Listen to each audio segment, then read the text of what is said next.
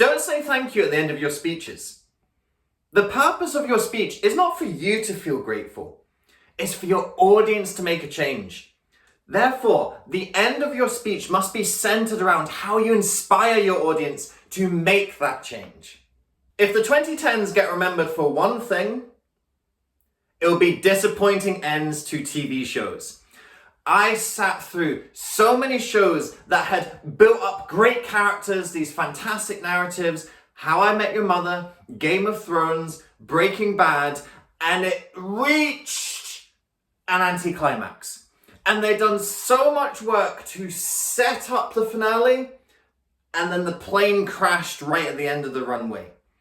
You don't want the same thing to happen to your speeches. You don't want to have this compelling opening that draws your audience in. You don't want to be moving the audience throughout your speech, bringing them along for the journey. And right when you get to the end of the speech, right when you can underline all of the hard work you've done, you tank it.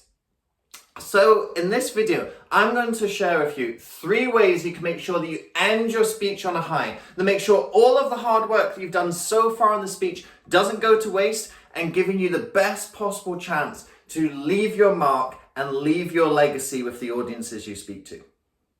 The first way you can end a speech is with a question. Getting the audience to think and reflect on everything that you've covered so far, and then thinking about how can they apply it in their life. For example, something that I often do at the end of my online webinars is I ask the audience to write down, what's your next step? From everything that we've covered in the webinar today, what's one thing that stood out to you, one thing that you can start putting into your speaking going forward from today? So I don't prescribe what they should be doing. I don't say, go out there and finish your speeches better. Go out there and tell more emotional stories. Go out there and use more expressive body language. I don't tell them what to do. I guide them to think about what they should do. And that's what question at the end of your speech does. You put it into the audience's court. You get them to think and reflect. Because when we're told to do something, sometimes we do it and sometimes we don't we? There can be resistance being told to do something. But when we come to an answer by ourselves, when we decide to do something, that's a much stronger driver of change. And that's what ending with a question allows you to do. Putting the ball in the audience's court and getting them to decide on the change rather than be prescribed the change. The second way you can end on a high is with a challenge. Challenging the audience, giving them a little push and prod. So this is a little bit more direct towards the audience. A question is, okay, well, think about what you could do. A challenge is more, this is what I challenge you to do. And it's really tapping into an audience's aspirations. So it's not a challenge in terms of trying to make the audience feel self-conscious, make them feel that they're not good enough, not saying, see, if you were a better person, if you believed in yourself, this is what you'd be able to do. It's not putting them down like that. It's looking at their aspirations and saying something like what I would say is, get yourself in the red circle of TED.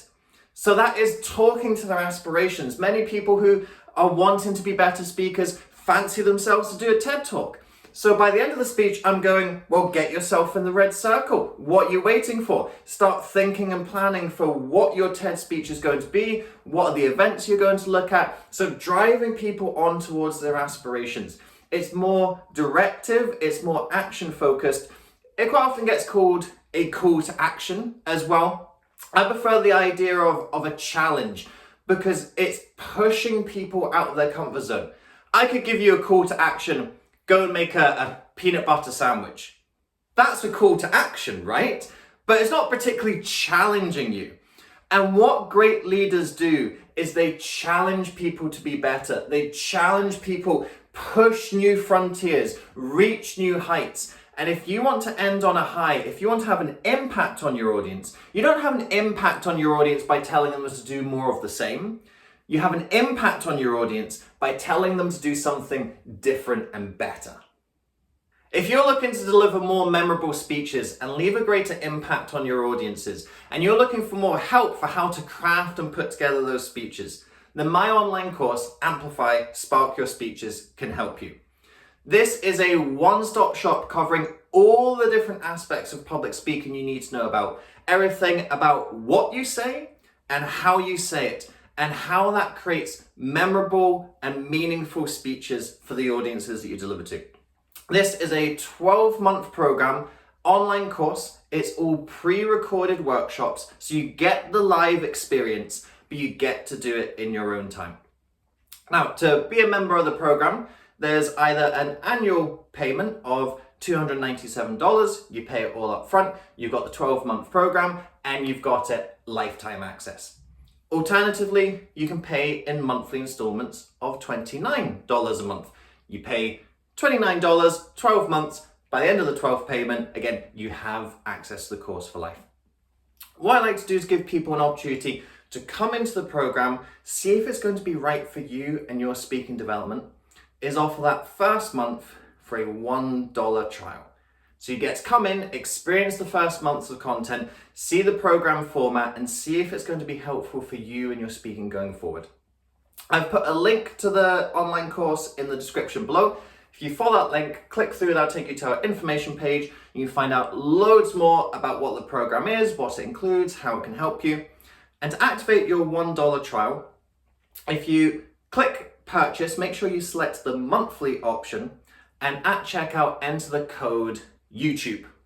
You came from YouTube, nice and easy to remember. Enter the code YouTube, all one word, all lowercase.